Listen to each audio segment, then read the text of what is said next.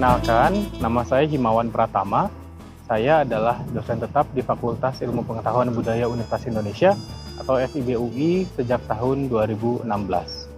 Saya mengajar di program studi S1 Sastra Jepang, program S2 Ilmu Susastra, dan program S2 Asia Timur. Hari ini saya ingin memperkenalkan aktivitas pengajaran saya, terutama di program studi S1 Sastra Jepang.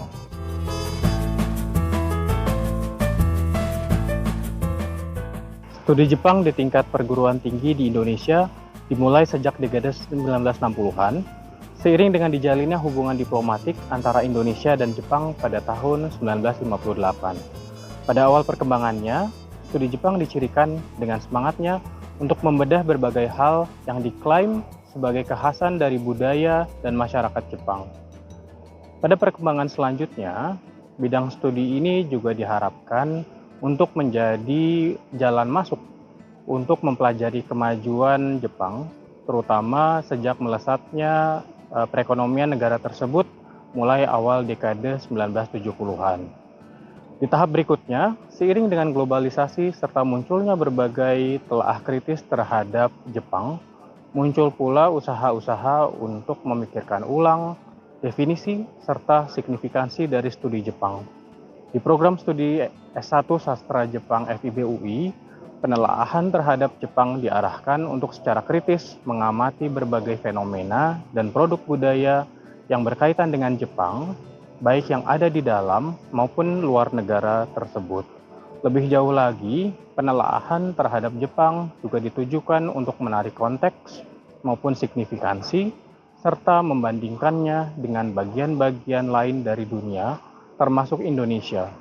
Pada akhirnya, sebagai bagian dari ilmu humaniora, bidang studi ini menempatkan Jepang sebagai jalan masuk untuk mempelajari manusia, termasuk cara-caranya dalam berpikir, berekspresi, serta berinteraksi.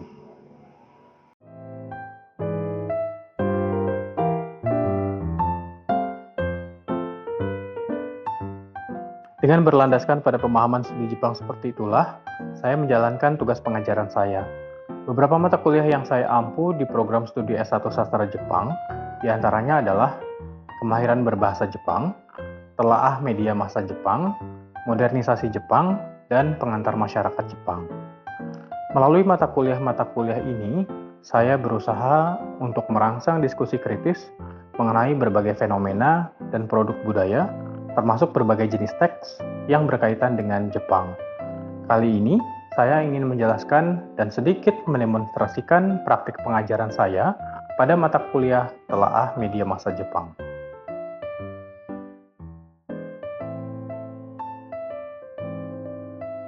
Seperti tertulis di sini, mata kuliah telaah media massa Jepang diharapkan memberikan kemampuan kepada mahasiswa untuk menganalisis unsur-unsur tekstual, termasuk verbal maupun non-verbal, dan berbagai konteks dari berbagai media massa Jepang, mencakup surat kabar, berita televisi, dan sosial media, serta menunjukkan bentuk pembingkaian media yang digunakan dalam berita guna menentukan sikap politis media tersebut.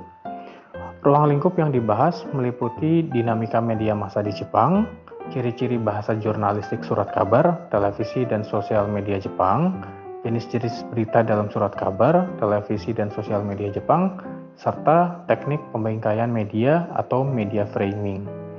Mata kuliah telaah media massa Jepang adalah salah satu jalan untuk mengembangkan kemahiran mahasiswa tidak hanya dalam membaca, namun juga menganalisis teks-teks yang terdapat pada media massa berbahasa Jepang. Dalam kurikulum 2020, mata kuliah ini diperuntukkan bagi mahasiswa semester 4 yang diasumsikan sudah memasuki pembelajaran bahasa Jepang tingkat menengah. Mata kuliah ini menerapkan bentuk pembelajaran student-centered learning berupa pembelajaran kolaboratif atau collaborative learning dan pembelajaran kooperatif atau cooperative learning. Metode pembelajaran mata kuliah ini meliputi kuliah interaktif, pembelajaran terbalik atau flipped classroom, dan diskusi kelompok. Secara umum, mata kuliah ini dibagi menjadi dua paruh. Pada paruh pertama, mahasiswa diperkenalkan situasi industri media massa di Jepang. Selain itu, mahasiswa juga diajak untuk mengidentifikasi berbagai ciri khas verbal dan visual dari artikel berita media massa Jepang. Pada paruh kedua, mahasiswa diajak untuk secara bertahap melakukan analisis kritis terhadap artikel berita. Untuk melakukannya, mahasiswa diperkenalkan kepada metode analisis teks. Mahasiswa juga didorong untuk meletakkan artikel berita dalam konteks. Hal ini misalnya dilakukan dengan cara membandingkan cara satu media memberitakan sebuah peristiwa dengan media lainnya. Selain itu, mahasiswa juga didorong untuk menelusuri berbagai referensi yang terkait dengan peristiwa yang dibahas untuk mendapatkan gambaran lebih luas mengenai peristiwa tersebut. Dengan berbagai pemahaman tentang konteks dari artikel berita, mahasiswa diajak untuk mendiskusikan secara kritis unsur-unsur tekstual dari sebuah artikel berita, termasuk unsur verbal dan visual. Analisis tersebut ditujukan untuk memahami cara-cara sebuah media dalam membingkai dan menyikapi sebuah peristiwa. Latihan analisis ini diharapkan menumbuhkan sikap kritis kepada mahasiswa dalam membaca dan menanggapi artikel berita yang seringkali diasumsikan sekedar sebagai sekumpulan fakta.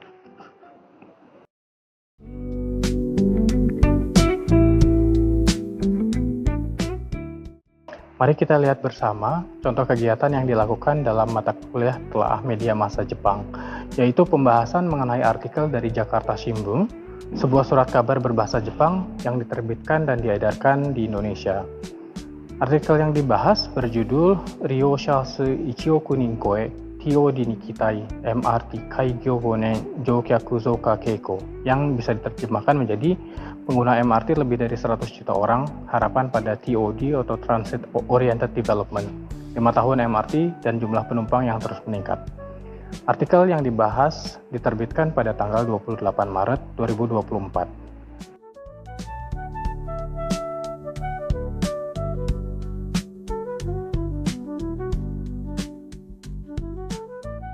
Sebelum menganalisis lebih lanjut mengenai hal-hal di dalam teks, mahasiswa diajak untuk mendiskusikan konteks dari peristiwa yang dibahas.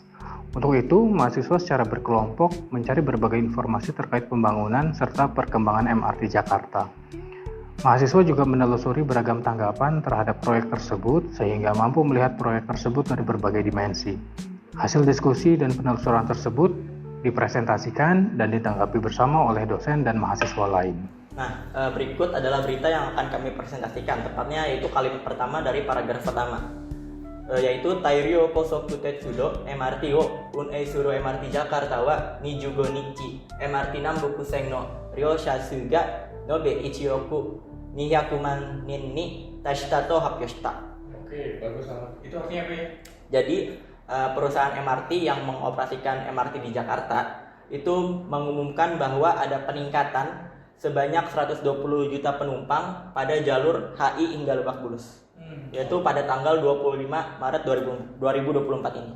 Oke, menurut kalian gimana sih MRT Jakarta digambarkan dalam kalimat itu?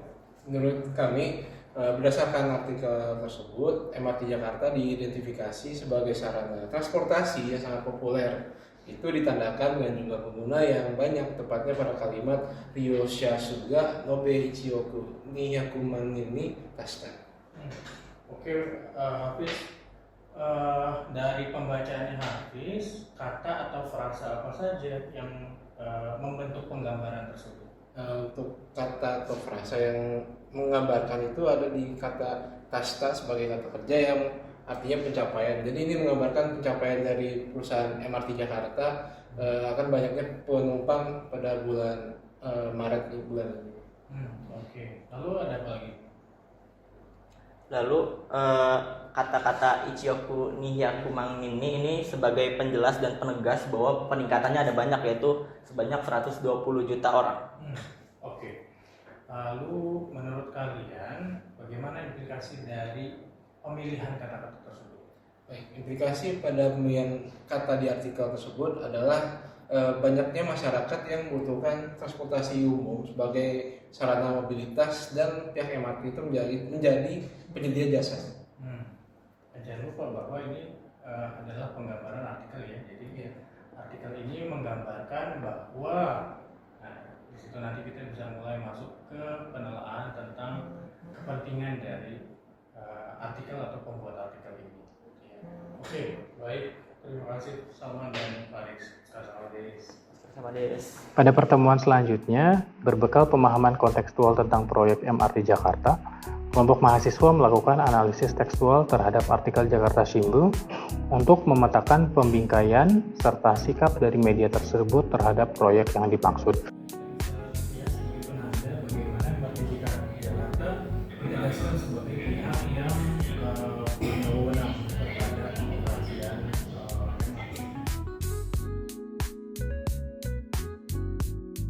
Demikianlah sedikit gambaran dari aktivitas pengajaran yang saya lakukan pada mata kuliah Telaah Media Massa Jepang. Saya berharap mata kuliah ini dan juga mata kuliah lainnya dapat menumbuhkan pemikiran kritis tidak hanya terhadap berbagai hal terkait Jepang, namun juga terhadap berbagai fenomena kebudayaan di sekitar kita.